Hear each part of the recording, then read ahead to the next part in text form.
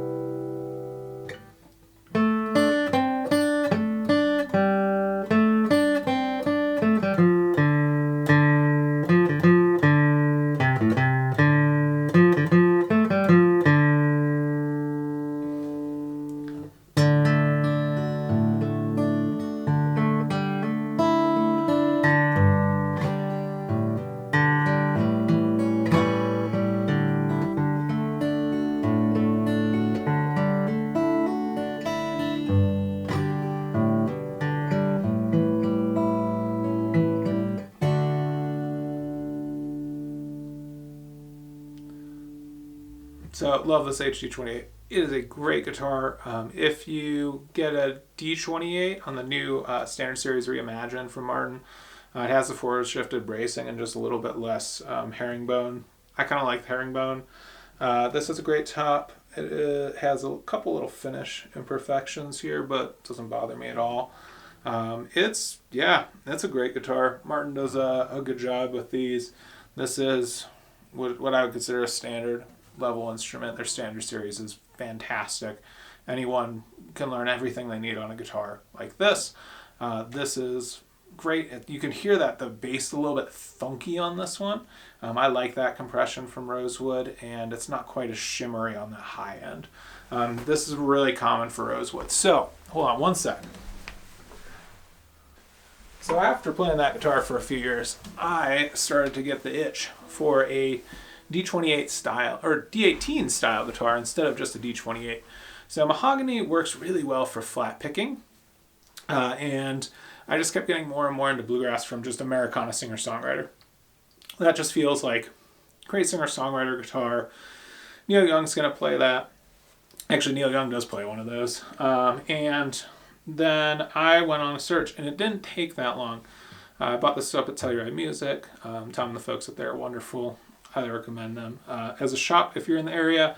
And yeah, this Collings is ridiculous. Steve, who runs Collings, was there too, so it's really fun to talk to him a little bit about this guitar as well. There's a couple things different on this Collings D1 than on a standard D1. There's no tongue brace right here, which is emblematic of like earlier Martins. Some of them in the golden era, just a lot of them didn't have it. Led to some cracks underneath the underneath the neck here, where the body connects. But when they added that, it changed the tone a little bit. So it's got that, and then it has Adirondack spruce bracing. So those are the big differences between this and another Collings D1. Also like fretboard binding, a bound headstock, like nice features, but I don't actually care a whole hell of a lot. Now what I do care about, slotted bridge. Fantastic. Makes changing your strings so easy. So slotted bridge with ebony pins, I can recommend that. And then I think it has Waverleys. Yeah, it has Waverleys, which are just silly. And then this, like every other guitar, button, K&K Pure Mini. So this is what I'm going to gig out like if I'm playing a duo or a trio, just because I think it sounds really good for that sort of thing. So I'll play it for you. In my opinion, this is one of the finest guitars I've ever played. The folks at Collings outdid themselves. To a degree, it doesn't sound like a standard Collings, which is okay with me. It's very dry and woody, despite having that Collings name, but it's also got that brighter, more modern thing going too, and a little bit clarity of string separation that I really like.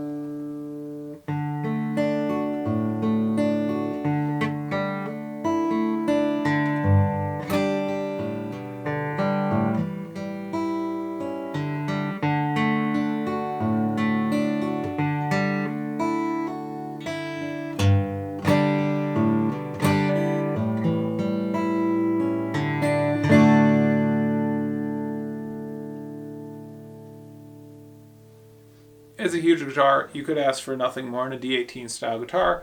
I'm not a fanboy of any of these brands, or endorsed or sponsored by them or anything, but I like Collings. They make a really nice instrument. The fit and finish on this is perfect. There's nothing wrong with it at all, and I really like the Collings V-neck.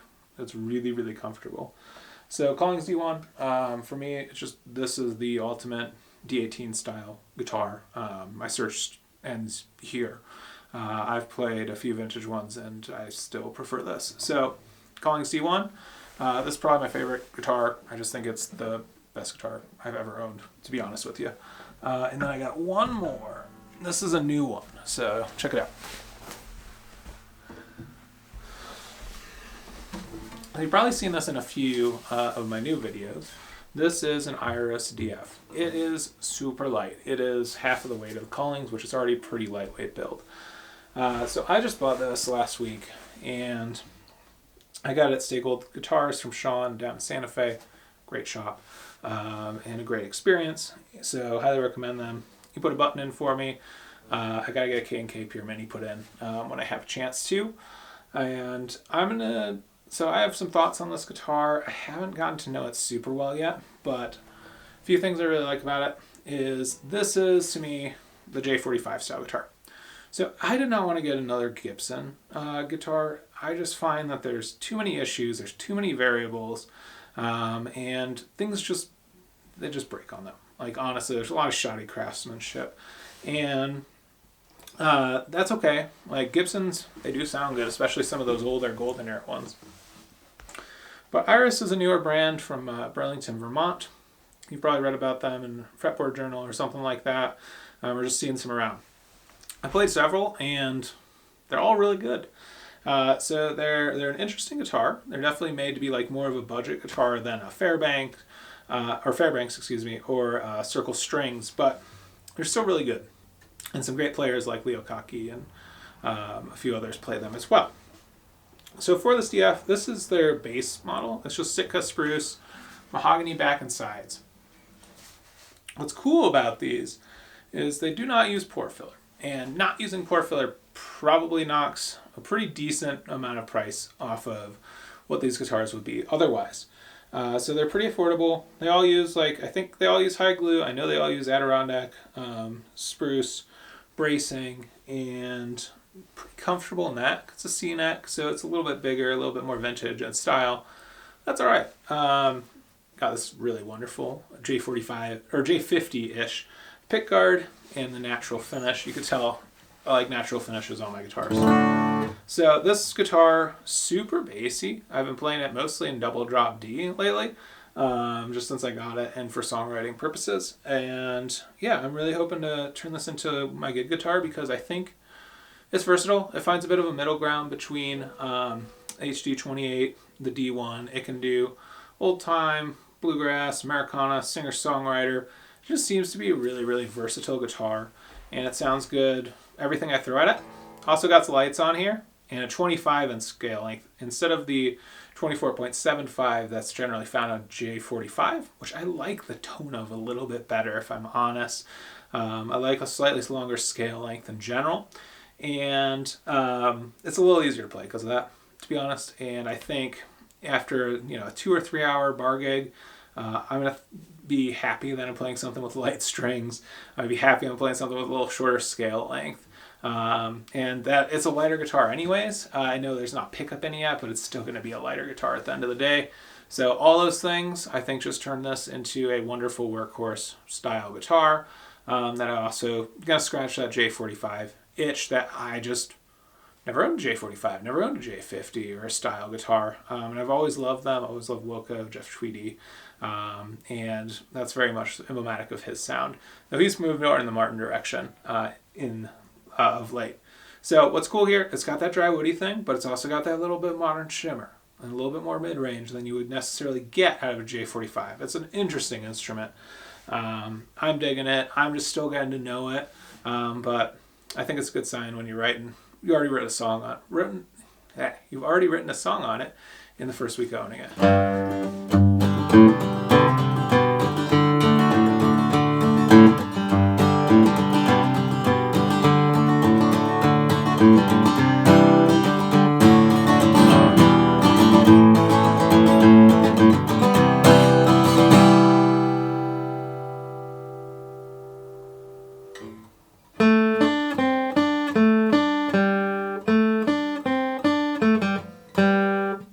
Let's try it again.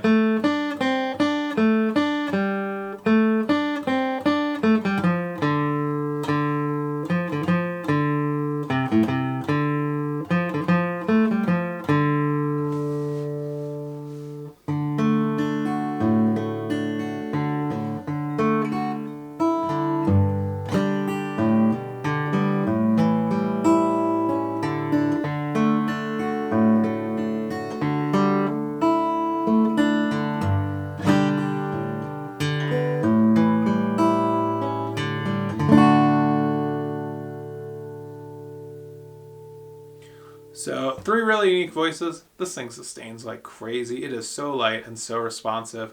Still get used to it, but a little lighter touch seems to work better on this guitar than any of the others.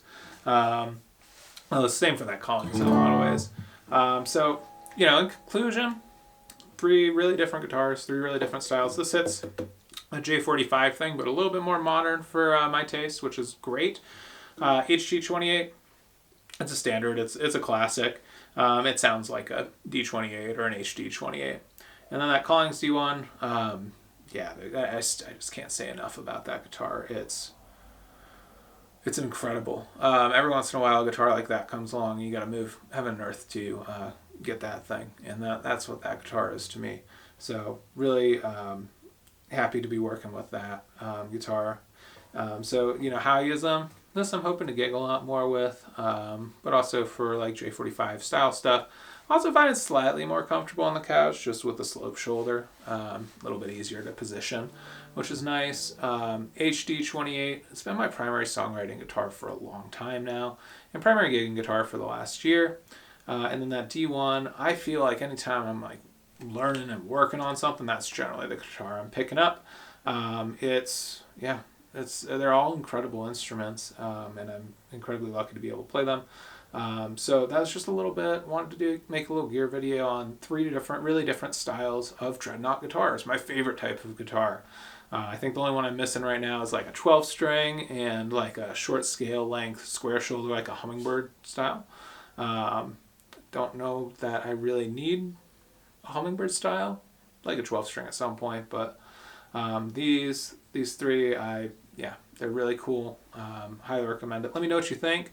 Let me know your thoughts on how they sound. I'm just using my shotgun mic here, so the quality's good, but it won't be as good as like on a record or anything like that.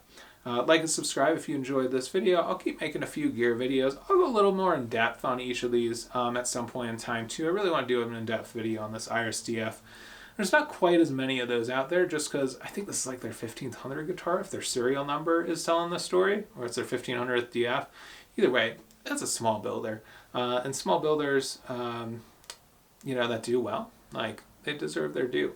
The fit and finish on this is really good. There's one tiny blemish up here, but it's really minor. It's honestly okay, because I know what my guitar looks like with those sorts of little details that you get.